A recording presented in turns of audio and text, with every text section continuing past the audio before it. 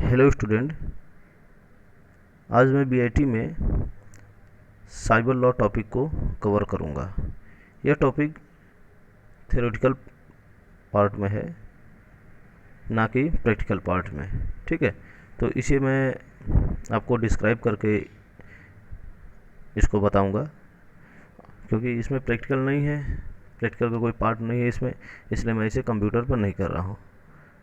ठीक है, तो हम जानते हैं कि साइबर लॉ आखिर होता क्या है। ठीक है, और साइबर लॉ में हमारे कौन कौन से एक्ट हैं। तो देखो, इसमें मेनली एक ही एक्ट है, इंफॉर्मेशन टेक्नोलॉजी एक्ट। ठीक है, आईटी एक्ट इसे हम बोलते हैं।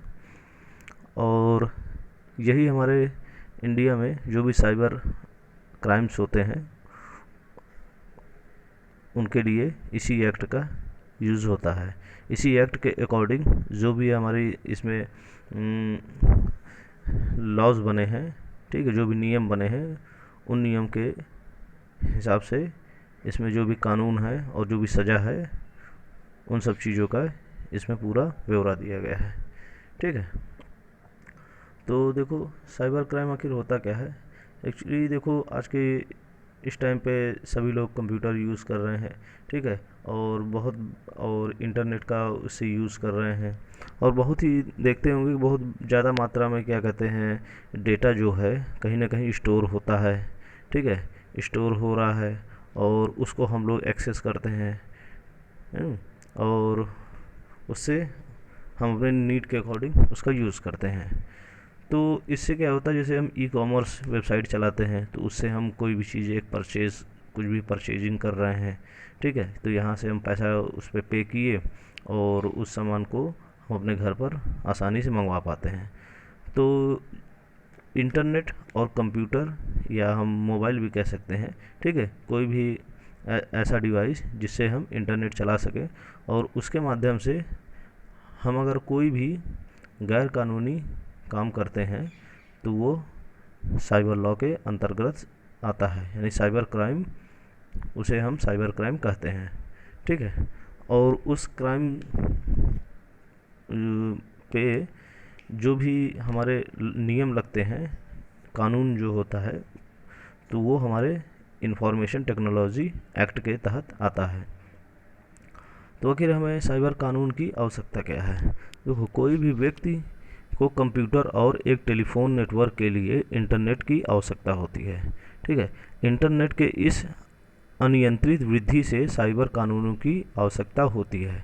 ठीक है, अब हम इंटरनेट जितना यूज़ करेंगे, कहीं ना कहीं कुछ न कुछ साइबर क्राइम होंगे, तो उनके लिए हमें साइबर कानून की आवश्यकता है। ठीक है, इंटरनेट के लिए अविश्वास को कोई भी तत्व ऑनलाइन लोगों के साथ लेन देन करने से बचने वाले लोगों की ओर इशारा कर सकता है, जिसे हम ई कॉमर्स के विकास में वृद्धि हो सकती है।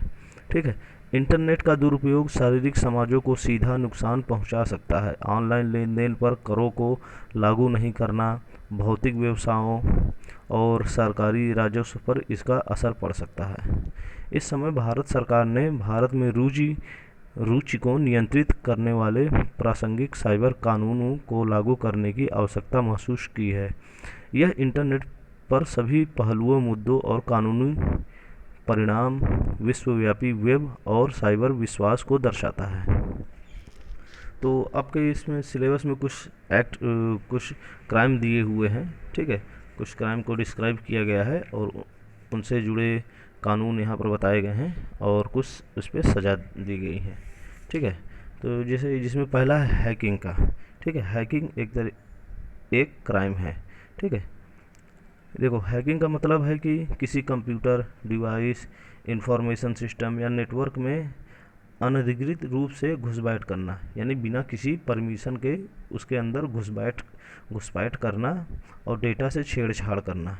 ठीक है, यह हैकिंग उस सिस्टम की फिजिकल एक्सेस के जरिए भी हो सकती है।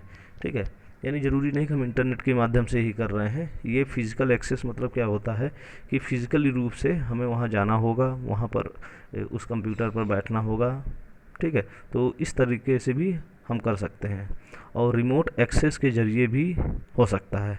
यानी कि फिज़िकल और रिमोट एक्सेस, यानी कि रिमोट एक्सेस क्या, हम एक जगह पर दूसरी जगह पर बैठे हैं और किसी दूसरी जगह पर हम ये हैकिंग कर रहे हैं। ठीक है, ज़रूरी नहीं है कि हैकिंग के नतीजे में उस सिस्टम को नुकसान पहुंचा ही हो। ठीक है, इससे ज़रूरी नहीं है कि उसे उस सिस्टम पे नुकसान हुआ ही हो, और अगर कोई नुकसान नहीं भी हुआ है तो भी घुसपैठ करना साइबर क्राइम के तहत आता है, जिसके लिए सज़ा का प्रावधान है। ठीक है, हमने हैकिंग की, उससे ज़रूरी नहीं है कि क्या कहते हैं उसमें कोई नुकसान हुआ। जहाँ पर भी जिस सिस्टम की पे हैकिंग कर रहे हैं, अगर नुकसान नहीं भी हुआ तो भी हमने गैर कानूनी तरीके से उस पर घुसपैठ की है। ठीक है, तो इसमें देखो कानून हमारा यही है, आईटी एक्ट संशोधन।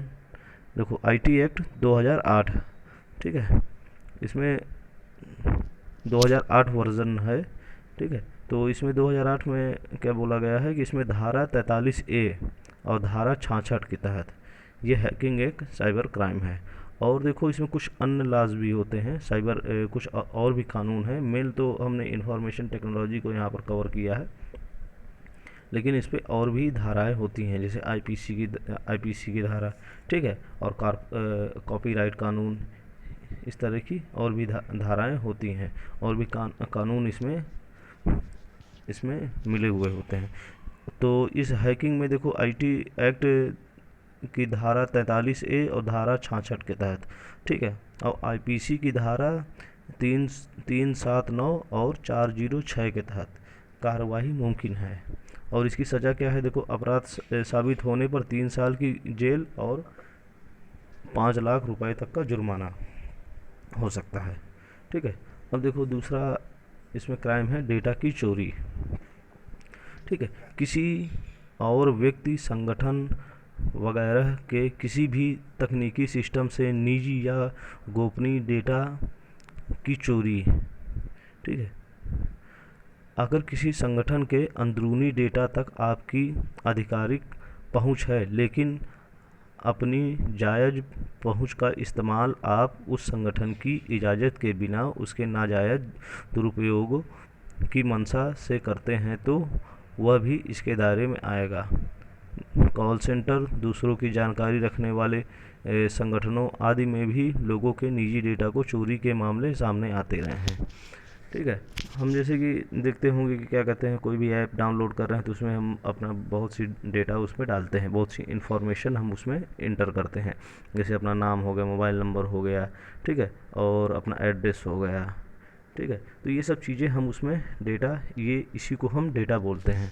ठीक है, तो उस डेटा को हमने उसमें डाला, लेकिन अगर किसी कंपनी में है, अब जिस कंपनी का ऐप हमने डाउनलोड करा, उस कंपनी का कोई अधिकारी है, उसको इजाज़त है उसको एक्सेस करने की, लेकिन उसको किसी और की क्या कहते हैं इस्तेमाल के लिए, किसी और के फ़ायदे के लिए अगर वो उस डेटा को वहाँ से चुराता है, या अगर जिसको आधिकारिक पहुँच भी नहीं है, जिसको यानी अलाउ भी नहीं है, वो भी अगर इन डेटा को चुराता है, तो वो इन सब के इस डेटा की चोरी के दायरे में आएगा। ठीक है, तो इसमें कॉल सेंटर वाले हो गए। ठीक है, तो पेपरों में देखते होंगे आए दिन की फेसबुक का इतना डेटा चोरी हो गया, इतना डेटा हैक हो गया। तो ठीक है, तो ये सब भी डेटा की चोरी में ही आता है। अब इसमें देखो कानून क्या है, इसमें आईटी एक्ट 2008 की धारा 43B और धारा 66E और 67C के तहत, और आईपीसी की धारा 379, 405 और 420 के तहत, और कॉपीराइट कानून के तहत इसमें अपराध की गंभीरता के हिसाब से 3 साल तक की जेल और 2 लाख रुपए तक का जुर्माना हो सकता है। ठीक है, और देखो तीसरा कानून है इसमें, वायरस स्पाईवेयर फैलाना। देखो इसमें क्या है, कंप्यूटर में आए वायरस और स्पाईवेयर के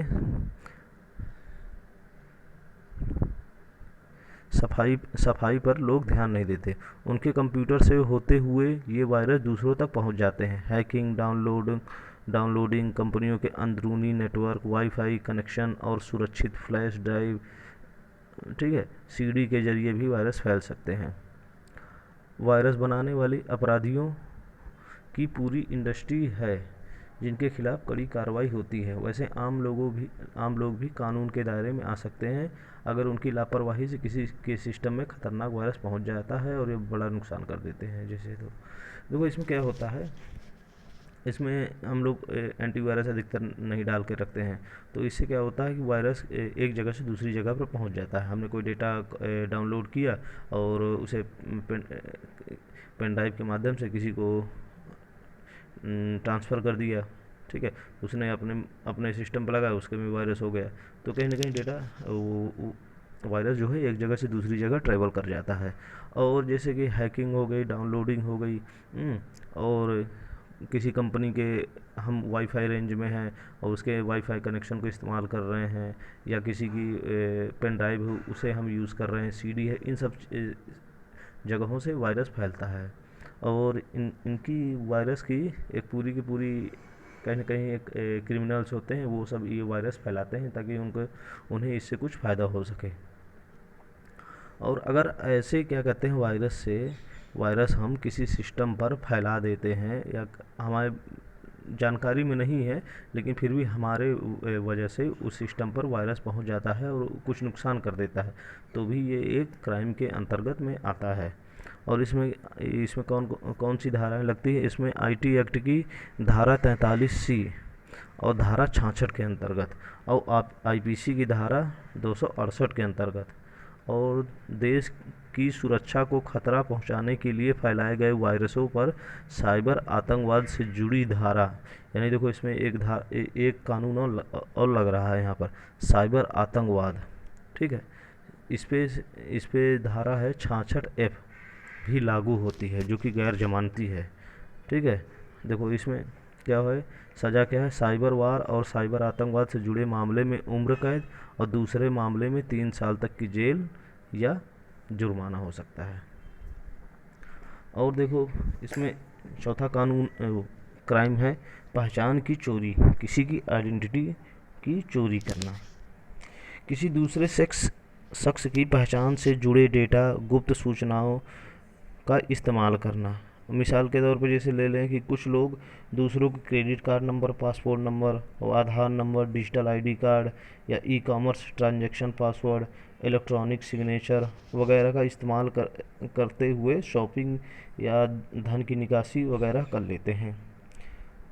और जब आप कोई और शख्स होने का आभास देते हुए कोई अपराध करते हैं तो ये बेजाय उसका फ़ायदा उठाते हैं, तो ये आइडेंटिटी थेफ्ट यानी पहचान चोरी के दायरे में आता है।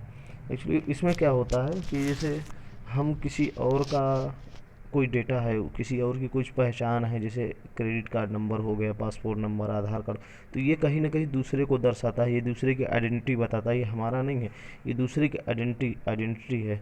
तो हम इनका इस्तेमाल करके कोई भी शॉपिंग वगैरह या धन निकासी का कुछ भी काम करते हैं, तो ठीक है, तो ये कहीं ना कहीं हम उसकी आइडेंटिटी को चुरा रहे हैं, उसकी पहचान को चुरा कर ये काम कर रहे हैं, तो ये इस क्राइम के अंतर्गत में आएगा, पहचान की चोरी, ठीक है। तो इसमें कौन कौन सी धाराएं लगती है, ये इसमें देखो आईटी एक्ट की 43 धारा और आईटी एक्ट की 66C धारा लगती है, ठीक है। और इसमें आईपीसी की धारा 419, ठीक है, ये भी लगती है। और इसमें सज़ा देखो है 3 साल की जेल या 1 लाख रुपए तक का जुर्माना, ठीक है। अब देखो इसमें एक और क्राइम है ईमेल स्पूफिंग और फ्रॉड। देखो इसमें क्या होता है, किसी दूसरे शख्स के ईमेल पते का इस्तेमाल करते हुए गलत मकसद से दूसरों को ईमेल भेजना, और इसी के तहत आता है हैकिंग, फिशिंग, स्पैम और वायरस स्पाईवेयर फैलाने के लिए इस तरह के फ्रॉड का इस्तेमाल ज़्यादा होता है। इनका मकसद ईमेल पाने वालों को धोखा देकर उनकी गोपनीय जानकारी हासिल कर लेना है। ऐसी जानकारी में बैंक खाता, credit card number, e-commerce site का पासवर्ड आदि आ सकते हैं। क्योंकि ईमेल स्पूफिंग में क्या होता है, इसमें मान के चलिए कि हम पॉलिटेक्निक कॉलेज की तरफ से या प्रिंसिपल की तरफ से कोई एक ईमेल आता है, उसमें एक ईमेल में होता क्या है, एक फॉर्म होता है, उसमें हम बोल देते हैं कि इस पर आप क्लिक करके इसमें अपनी डिटेल्स भेजिए और क्या कहते हैं अपने खाता नंबर भेजिए, और भी बहुत सी सारी डिटेल्स हम उसमें मांगते हैं। तो अब इसका ये कौन बताएगा कि प्रिंसिपल नहीं भेजी? अब उनकी आईडी तो वहाँ पर दिख रही, तो उनकी आईडी से या थोड़े बहुत चेंजेस करके एक दो अक्षर आगे पीछे करके, हाँ, ईमेल बनाकर उसको लोगों को भेज देते हैं। तो वो लोग जो उस पर डेटा जो भी उसमें फीड करते हैं वो हम अपने किसी न किसी तरीके से यूज़ करते हैं। तो ईमेल के माध्यम से अगर हम कोई फ्रॉड करते हैं तो उसमें ईमेल स्पूफिंग और फ्रॉड की क्राइम में आता है। और देखो इसमें कौन कौन से कानून धाराएं लगती हैं। इसमें आईटी एक्ट 77B, देखो दो अमेंडमेंट इसमें, देखो कई अमेंडमेंट भी हुए थे आईटी एक्ट में। तो ये आईटी एक्ट हमारा है आईटी एक्ट 2000, ठीक है। और एक अमेंडमेंट है इसमें आईटी संशोधन एक्ट है, तो इसमें है 2008, ये आईटी संशोधन कानून 2008 है। तो इसमें देखो दोनों कवर हो रहे हैं। इसमें आईटी एक्ट 2000 के तहत 77B और 2008 के तहत धारा 66D, और आईपीसी की धारा 417, 419, 420, 465, ये सब धाराएं इसमें लग रही हैं देखो। और 3 साल तक की जेल और या जुर्माना इसमें हो सकता है सजा के तौर पे। अब फिर एक क्राइम है पोर्नोग्राफी। देखो इसमें क्या होता है, पोर्नोग्राफी के दायरे में ऐसे फ़ोटो, वीडियो, टेक्स्ट, ऑडियो और सामग्री आती है जिसकी प्रकृति यौन हो और जो यौन कृत्यों और नग्नता पर आधारित हो, यानी न्यूडिटी पर आधारित हो, ठीक है। ऐसी सामग्री को इलेक्ट्रॉनिक ढंग से प्रकाशित करके किसी को भेजना या किसी और के जरिए प्रकाशित करवाने या भिजवाने पर पोर्नोग्राफी निरोधक कानून लागू होता है। जो लोग दूसरों के नग्न या अश्लील वीडियो तैयार कर लेते हैं या एमएस बना लेते हैं, इलेक्ट्रॉनिक माध्यमों से दूसरों तक पहुंचाते हैं, किसी को उसकी मर्जी के खिलाफ अश्लील संदेश भेजते हैं, वो भी इसके दायरे में आते हैं, ठीक है। तो देखो इसमें कुछ अपवाद भी हैं, जैसे कि पोर्नोग्राफी प्रकाशित करना या इलेक्ट्रॉनिक जरिए से दूसरों तक पहुंचाना अवैध है, लेकिन उसे देखना, पढ़ना या सुनना अवैध नहीं है। लेकिन चाइल्ड पोर्नोग्राफी देखना भी अवैध है और भेजना भी अवैध है। और देखो कला, साहित्य, शिक्षा, विज्ञान, धर्म आदि से जुड़े कामों के लिए जनहित में तैयार की गई उचित सामग्री अवैध नहीं मानी जाती है, ठीक है। तो हम जैसे कि क्या कहते हैं, जैसे देखो यहाँ कला में है तो मूवीज़ वगैरह में कुछ न्यूड सीन्स उतना दिखा देते हैं, तो उसमें कुछ कुछ परमिशंस होती हैं, कुछ तो वहाँ तक ही वो दिखा पाते हैं, नहीं तो सेंसर अलाउ नहीं करता है। तो अगर हम पॉर्न के कुछ भी अगर वीडियो, ऑडियो, टेक्स्ट कुछ भी है, फ़ोटोज़ वगैरह भेज, तो इसको अगर कोई इलेक्ट्रॉनिक रूप से किसी को भेजता है, नेट के माध्यम से भेजता है उसको या प्रकाशित करता है कहीं पर, तो वो इस क्राइम के तहत आता है, पोर्नोग्राफी क्राइम के तहत आता है। अब देखो इसमें कानून कौन कौन से हैं। इसमें आईटी संशोधन कानून 2008 की धारा 67A और आईपीसी की धारा 292, 293, 294, 500, 506, 509, ये सब धाराएं आती हैं। इसमें सज़ा है जुर्म की गंभीरता के लिहाज से पहली गलती पर 5 साल तक की जेल या 10 लाख रुपए तक का जुर्माना, और दूसरी बार गलती करने पर जेल की सज़ा 7 साल हो जाती है, ठीक है। तो अब देखो अगला क्राइम है चाइल्ड पोर्नोग्राफी। देखो ऐसे मामले में कानून और भी ज़्यादा कड़ा होता है, क्योंकि बच्चों को सेक्सुअल एक्ट या नग्न दिखाते हुए इलेक्ट्रॉनिक फॉर्मेट में कोई चीज़ प्रकाशित करना या दूसरों को भेजना, यानी ये जो पोर्नोग्राफी थी इसमें एडल्ट होते हैं और चाइल्ड भी हो सकते हैं, लेकिन जब चाइल्ड की बात होती है, बच्चों की बात होती है, तो यहाँ पर स्पेशली चाइल्ड पोर्नोग्राफी की बात की जाती है। तो यानी कि 18 साल से कम उम्र के बच्चे जो भी इस यानी जो भी डेटा इलेक्ट्रॉनिक फॉर्मेट में भेजते हैं, तो इसमें अगर बच्चों के इन्वॉल्वमेंट है, अगर बच्चे इसमें शामिल हैं और उन सब चीज़ों का हम ट्रांसमिशन करते हैं, एक जगह से दूसरी जगह पर भेज रहे हैं इलेक्ट्रॉनिक रूप से, तो ये चाइल्ड पोर्नोग्राफी में आएगी। तो इसमें देखो आईटी कानून 2009 की धारा 67 बी और आईपीसी की धारा 292, 93, 94, 500, 506 और 509, ये सब धाराएं इसमें लगती हैं। और पहले अपराध पर 5 साल की जेल या 10 लाख तक का जुर्माना, दूसरे अपराध पर 7 साल की जेल या 10 लाख रुपए तक का जुर्माना होता है। अब देखो एक कानून है तंग करना। सोशल नेटवर्किंग वेबसाइटें, ईमेल, चैट वगैरह से के जरिए बच्चे या महिलाओं को तंग करने के मामले अब तब सामने आते रहे हैं। मतलब आए दिन सोशल नेटवर्किंग वेबसाइटों पर बच्चों या महिलाओं को और लोग परेशान करते हैं। ठीक है, डिजिटल जरिए से किसी को अश्लील या धमकाने वाले संदेश भेजना या किसी भी रूप में परेशान करना साइबर क्राइम के दायरे में आता है। और किसी के खिलाफ दुर्व्यवहार में अफवाहें फैलाना, ठीक है, नफरत फैलाना या बदनाम करना, ये सब इस तंग करने एक्ट में आता है, तंग करने के क्राइम में आता है। तो इसमें देखो कानून क्या है, आईटी संशोधन कानून 2009 की धारा 66A, ठीक है, तो ये इसमें धारा लगती है इस क्राइम में, और इसमें 3 साल तक की जेल या जुर्माना हो सकता है।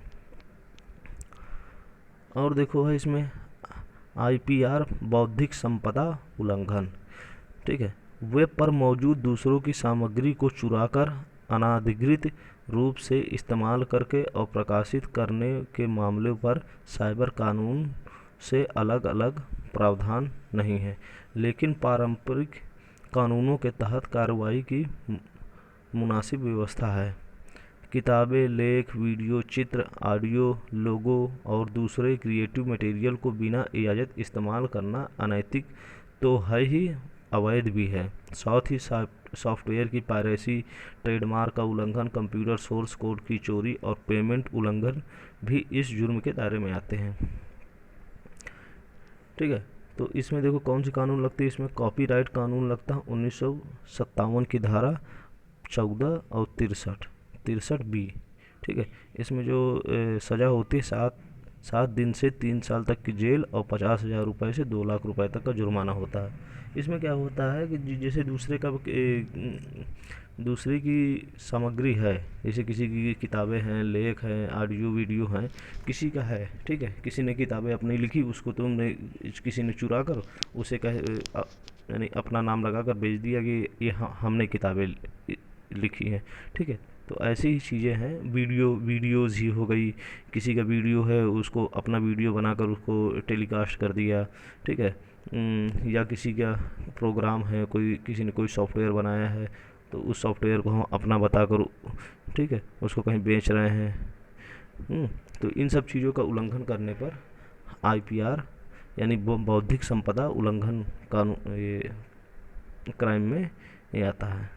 तो ये कुछ क्राइम्स थे, मैंने इनको नोट्स आप लोग को भेजा हुआ है, ठीक है, तीसरी यूनिट में, ये तीसरी यूनिट में है नहीं, ये चौथी यूनिट मैंने आप लोग को भेजी इंटरनेट वाली, ठीक है।